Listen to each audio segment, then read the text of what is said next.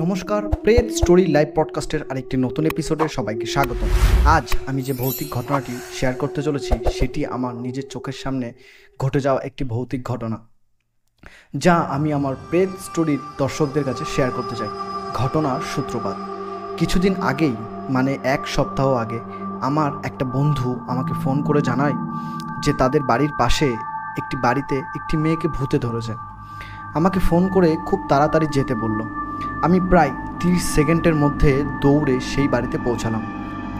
সেই বাড়িতে পৌঁছেই দেখলাম বাড়ির পরিবেশটা পুরোপুরি অন্যরকম।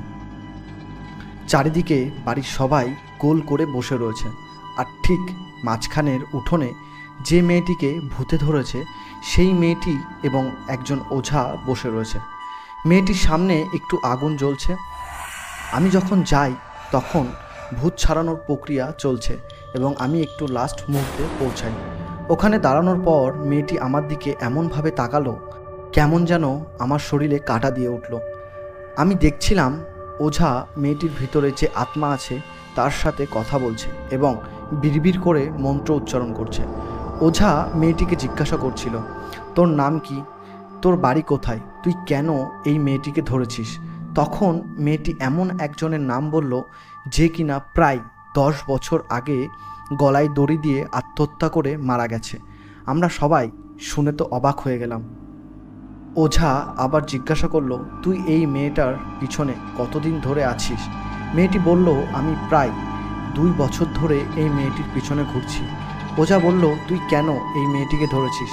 মেয়েটি বলল, আমার এই মেয়েটিকে খুব ভালো লাগে, আমি চাই এই মেয়েটির সাথে সারা জীবন থাকতে। ওঝা আরও অনেক কিছু জিজ্ঞাসা করলো এবং সেই প্রশ্নগুলোর সব ঠিক ঠিক উত্তর দিল, যা একমাত্র সেই ছেলেটিই দিতে পারত যে 10 বছর আগে মারা গেছে। আমরা সবাই দাঁড়িয়ে দেখছিলাম। আমাদের মনে হচ্ছিল যে মেয়েটাই কথা বলছে, কিন্তু আসলে মেয়েটার ভিতরে অন্য একজন কথা বলছিল। ওঝা মেয়েটিকে ছেড়ে দিতে বলল এবং ব্যাগ থেকে কিছু জিনিস বার করলো। মন্ত্র উচ্চারণের মাধ্যমে ভূত ছাড়ানোর চেষ্টা করলো। কিছুক্ষণ পর ওঝা আবার জিজ্ঞাসা করলো, তুই একে ছেড়ে চলে যাবি? ভূত বলল, হ্যাঁ।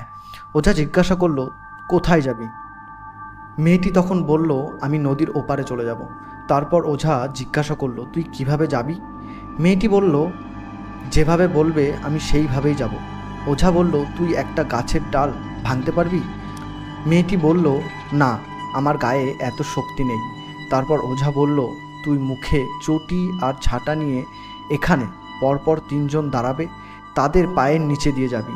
যদি কোথাও একটুও টাচ হয় তাহলে আবার প্রথম থেকে তোকে যেতে হবে। মেয়েটি বলল, ঠিক আছে।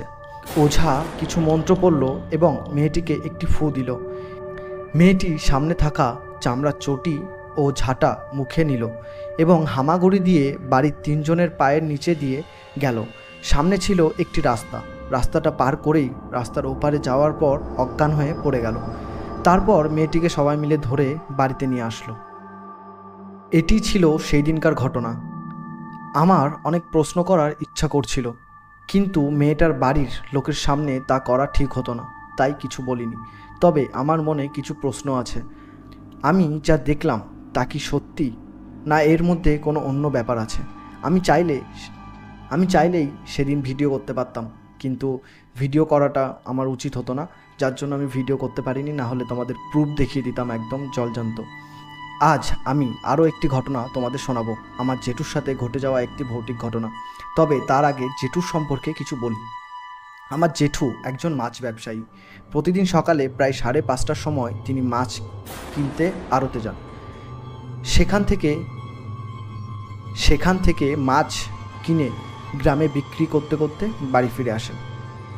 কিছুদিন আগেই একদিন ভোরবেলা জেঠু মাছ আনতে যাওয়ার পথে একটি ভৌতিক ঘটনার সম্মুখীন হয়। আমাদের পাড়ার পাশে একটি শ্মশান রয়েছে। সেই শ্মশানটি শেষবার করোনার সময় ব্যবহৃত হয়েছিল।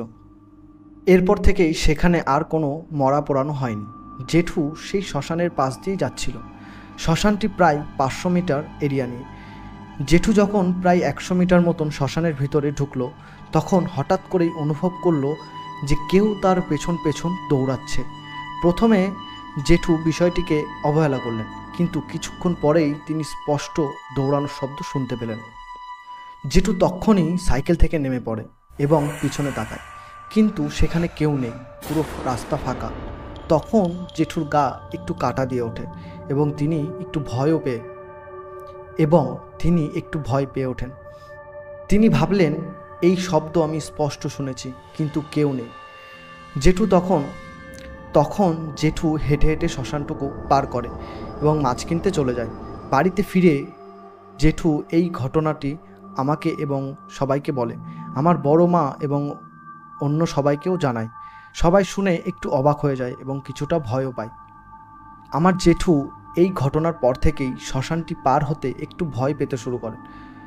এই ঘটনা প্রমাণ করে যে কখনো কখনো আমরা অদৃশ্য কিছু অনুভব করতে পারি, যা আমাদের দৈনন্দিন জীবনের বাইরে। এটি ছিল আমার নিজের জেঠুর সাথে ঘটে যাওয়া একটি ভৌতিক ঘটনা। এই ঘটনাটি রিসেন্ট ঘটেছে। আর যে শ্মশানে জেঠুর সাথে ভৌতিক ঘটনাটি ঘটে, সেই শ্মশানে আমার নিজের একটা অভিজ্ঞতা রয়েছে। তোমরা কমেন্ট করে জানিও তোমরা যদি শুনতে চাও আমার নিজের অভিজ্ঞতাটা, যেটা আমার শ্মশানে ঘটেছিল আমার সাথে, অবশ্যই তোমাদের শোনাবো। তো এটাই হচ্ছে আজকের ঘটনা। আশা করি তোমাদের ঘটনাটা শুনে খুব ভালো লেগেছে। যদি ভালো লেগে থাকে তাহলে একটি লাইক করে দিও, আর যারা নতুন দেখছো তারা প্লিজ চ্যানেলটিকে সাবস্ক্রাইব করে দাও এই রকম ভৌতিক ঘটনা শোনার জন্য। আর তোমরাও যদি তোমাদের সাথে ঘটে যাওয়া কোনো ভৌতিক ঘটনা প্রেত স্টোরির দর্শকদের কাছে শেয়ার করতে চাও, তাহলে অবশ্যই আমাকে মেল করতে পারো vikram7865@gmail.com, অথবা আমাকে হোয়াটসঅ্যাপ করতে পারো। মেল আইডি আর হোয়াটসঅ্যাপ নাম্বার আমার ডিসক্রিপশানে দেওয়া আছে। দেখা হচ্ছে নতুন কোনো এপিসোডে। ততদিন সুস্থ থেকো, হ্যাপি থেকো, সতর্ক থেকো। টাটা।